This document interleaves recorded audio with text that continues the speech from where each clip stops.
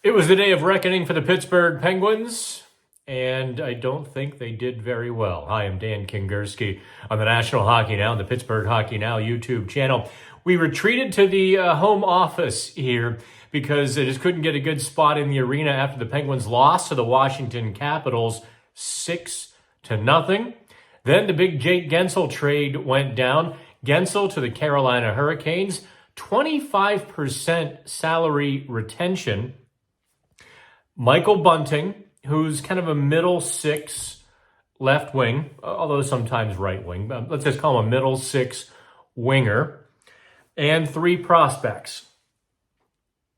Ville Koivunen, 20 years old, really tearing up the Finnish Elite League. We'll get to him in a second.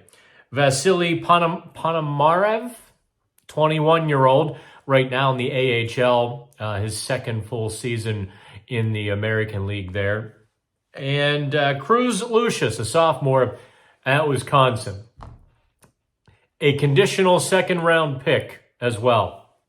Here's maybe the fun thing about the trade for Penguins fans. Right now, the Penguins are getting a second-round pick. It's Philadelphia's.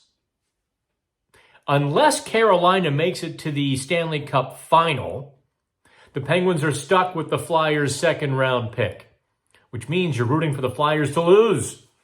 Like I said, that might be the fun part of the trade for everybody. Now let's get to the meat and potatoes here. The Jake Guentzel trade analysis. Kyle Dubas did not do well here. You look at what Elias Lindholm fetched. You look at even Sean Monahan pulled a first-round pick by the Winnipeg Jets. And Dubas went for quantity over quality. None of the three prospects that he picked up from the Carolina Hurricanes were, in fact, top five. Based on the scouting service or the outlet you want to use, and someday National Hockey Now will have a full scouting service that we can just pluck from, but for now we're just NHL. We're talking like 7, 9, and 10 rough numbers of the prospects the Penguins got. That's kind of like what the Pirates tried to do for several years, right? Remember when they were just stuffing the quantity into their minor league system, kind of expecting just by the laws of happenstance and chance that a couple or a few of the guys would pop. Well, it looks like Dubas did the same thing on Thursday. He lost. He lost the trade. Carolina gets Jake Guentzel, and they really do, I think, have a very good shot at the Stanley Cup now. Goaltending, we'll see how they address it, or if they address it by 3 p.m. Friday. So, Penguins fans are obviously rooting for Carolina to win the Eastern Conference and for Philadelphia to completely crap out, which I'm sure is really difficult for a lot of Penguins fans. So every game the Flyers lose is a better pick for the Penguins in the second round, unless Carolina there, gets there. So what the Penguins got: Bunting, a middle six winger. He's going to help fill the hole or the void left by Guentzel. But in no way is he going to fill it. That's just, he had one really good year a few years ago with Toronto, 2020/21. His breakout year, 23 goals. They followed up with a 23-goal, 46-point campaign. This year, he's got 36 points in 60 games. He's, like I said, he's a middle six guy. He's going to get hard after the puck on the wall. He plays 200 feet. There's, in a different situation, there'd be a lot to like about Bunting. If Kyle Dubas had not acquired Riley Smith before the NHL draft in June and instead signed Bunting to the same 3-year, 4.5 average annual value contract that he has, actually, I think the Penguins would have been better off this year. But when you trade Jake Guentzel, the premier get, according to everybody, and you come away with, back 10 prospects and and a middle six winger, it's quite underwhelming. Here's the biggest thing, and I wrote about this on Pittsburgh Hockey Now. I'll put the link here in the video.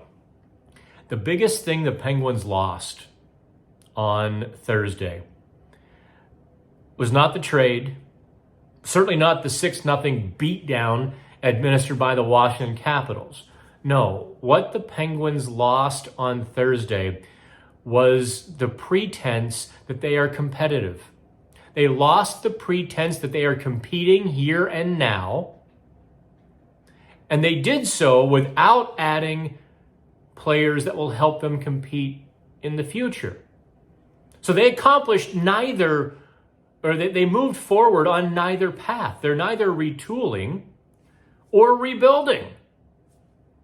It's hard to say, in fact, what Kyle Dubas really accomplished with that trade, and I think that's the biggest loss.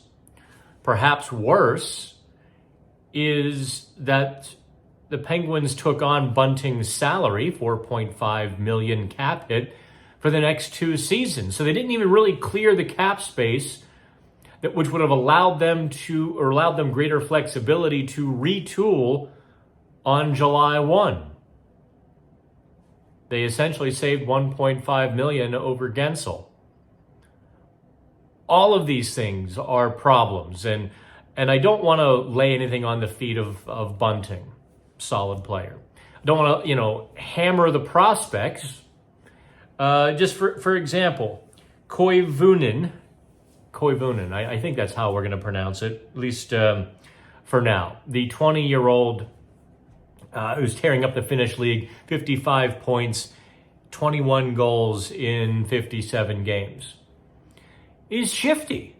He's got some real intensity when he's got the puck. He attacks. Things to like. What's not to like is he's 5'10", listed, $165. Listen, that's just not going to cut it with the way the NHL is going. It really isn't. I mean, there's more small players, and the bigger players are dominating. Take it for what you will. Vasily Ponomarov, 2 points in 2 NHL games. It's a good thing he made his NHL debut this season. He's about a 7.75 points per game player in the AHL, but the knock on him is his skating. That might be incredibly disappointing that the Penguins would take on a centerman who doesn't skate well. I'm not sure how that translates well to their future. Whether Mike Sullivan is the coach in a year or not, if you're going to be smaller, and Ponomarev is at 5'10", $180, you got to get there. You got to wheel. And I don't really know a whole lot about Cruz Lucius, other than he's 6 feet tall, but he's under $180 with Wisconsin. 4th round pick in 2022, so he's not coming to the Penguins with a significant pedigree.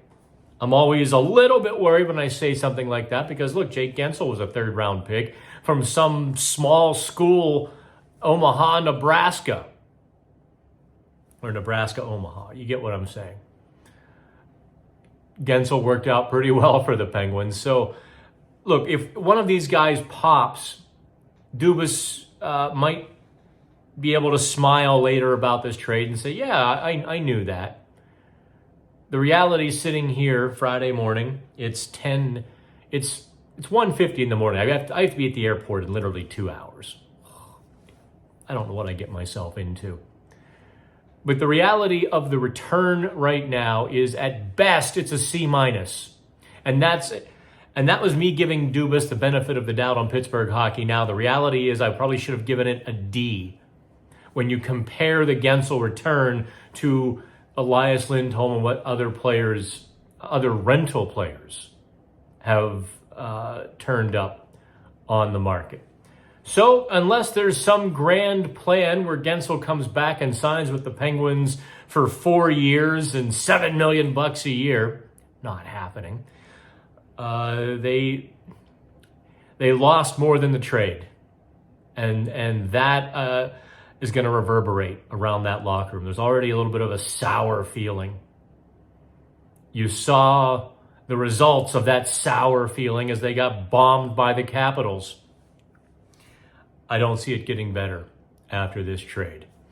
Okay, so I will be in Boston. Dave will be in Pittsburgh. Wherever Kyle Dubas speaks, we will be there.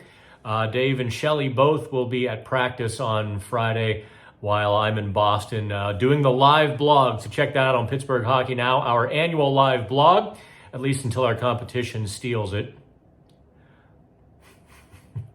All right, kids, have fun. Any chill dining recommendations in Boston, let me know. Keep it cheap. We're definitely starting to pinch pennies now that the Penguins season has slipped away. On Pittsburgh Hockey Now and the National Hockey Now YouTube channel, I'm Dan Kingerski. Thanks.